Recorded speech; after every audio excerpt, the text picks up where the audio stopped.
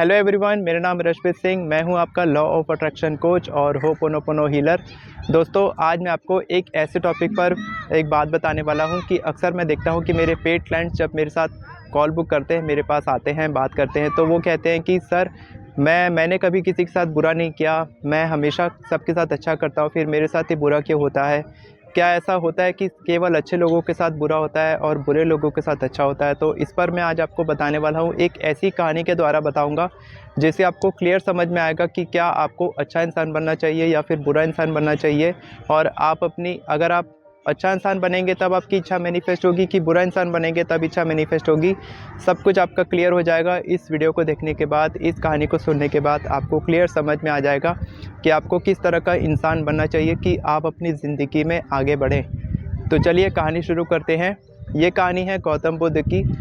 गौतम बुद्ध के पास राजा अजातशत्रु आते हैं और कहते हैं कि जब से मैं आपका अनुयायी बना हूँ, जब से मैंने आपकी बातों को फॉलो किया है, तब से मेरा जो राज्य प्रभार है, मैं जो भी बोलता हूँ मेरी बात को कोई नहीं मानता है।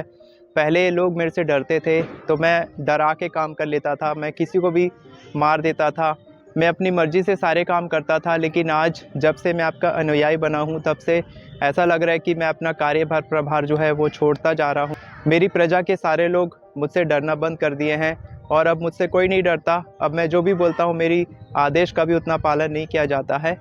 तो मैं क्या करूँ? क्या मैं पहले जैसा इंसान बनूँ या फिर यही इंसान ठीक है जो जैसा मैं अभी हूँ? और अगर इस तरह का इंसान मैं रहूँगा तो जो मेरी अभी प्रजा है, जो मेरा डर है, वो एकदम ख़त्म हो जाएगा और लोग मेरी बात मानना बंद कर देंगे।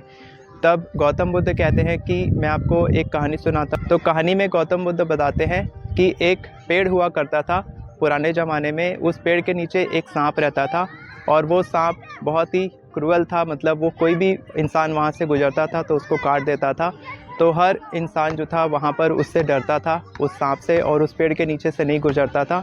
एक दिन वहाँ पर एक साधु महात्मा आए और उन्होंने कहा कि मैं यहाँ पर बैठकर तपस्या करूँगा।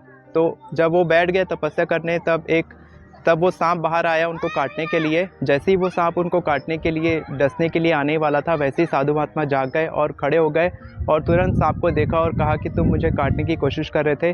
तब उस सांप ने कहा कि हाँ, मैं आपको काटने की कोशिश कर रहा था, जिस तरह मैं बाकी लोगों को काटता हूँ मैं आपको भी काटना चाहता था। तब साधु महात्मा ने कहा कि ऐसा क्यों, तुम लोगों को क्यों काट रहे हो और क्यों डस रहे हो बिना किसी वजह से? तब उस सांप ने कहा कि मैं चाहता हूँ कि लोग मेरे से डरें, मेरे से दूर भागें, इसीलिए मैं लोगों को काटता हूँ। तब साधु महात्मा ने कहा कि तुम ऐसा इसीलिए कर रहे हो क्योंकि तुम मरने से डरते हो, इसीलिए तुम लोगों को काट रहे हो। तब उस सांप को लगा कि ये मेरी ही गलती है और मैं अपने मरने की डर की वजह से ही लोगों को काट रहा हूँ। तब सांप ने कहा कि मैं क्या करूँ महाराज, आप बताइए। तब साधु महात्मा ने कहा कि एक दिन तो सबको ऊपर जाना ही है, तुम भी ऊपर जाओगे ही, सबका मरना तय है, तो डरना क्यों, मौत से डरना क्यों? इसलिए तुम जितना हो सके लोगों से प्यार करो, लोगों को प्यार फैलाओ और किसी को डसो मत, अच्छे सांप बनो और इसी तरीके से अपनी पूरी ज़िंदगी काटो। ऐसा बोलकर साधु महात्मा वहाँ से चले गए। तब कुछ दिनों के बाद जब सांप बहुत अच्छा बन गया, किसी को काटने नहीं वाला था, कोई किसी को काट नहीं रहा था, कोई भी इंसान वहाँ से गुजरता था वो उसको बिल्कुल नहीं काटता था। तब धीरे धीरे करके क्या हुआ कि लोगों का डर जो था सांप के प्रति वो ख़त्म हो गया।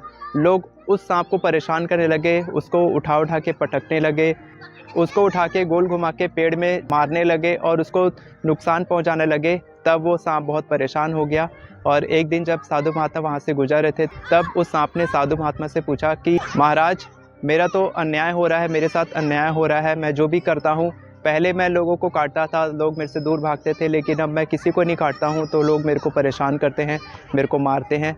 तब साधु महात्मा ने कहा कि मैंने तुमको लोगों को काटने से मना किया था, लेकिन ऐसा जीव भी मत बनो कि लोग तुम्हें परेशान करें, तुम्हारे अच्छे होने का फ़ायदा उठाएं। इस तरह का जीव तुमको नहीं बनना है।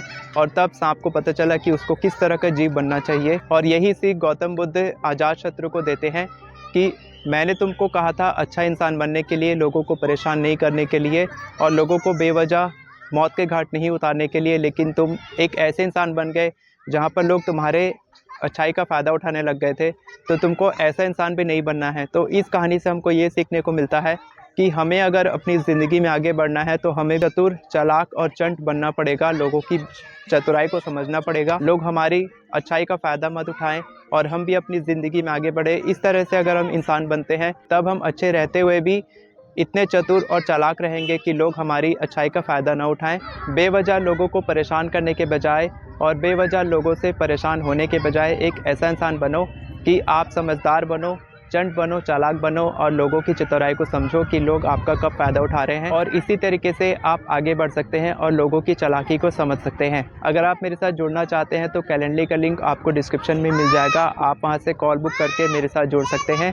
हम आपकी मैनिफेस्टेशन पूरी करने में आपकी मदद करते हैं। अगर आप एफर्मेशंस लिखना सीखना चाहते हैं तो आप मेरी एफर्मेशंस ई बुक की मदद से केवल 10 मिनट में 50 से भी ज़्यादा एफर्मेशंस लिख सकते हैं। वीडियो पसंद आई हो तो वीडियो को लाइक करें, चैनल को सब्सक्राइब करें, बेल नोटिफिकेशन को ऑन नहीं किया तो कर लीजिए ताकि आपको इसी तरह की वीडियोस आगे भी मिलती रहे। Thank you so much everyone for watching this video. God bless you.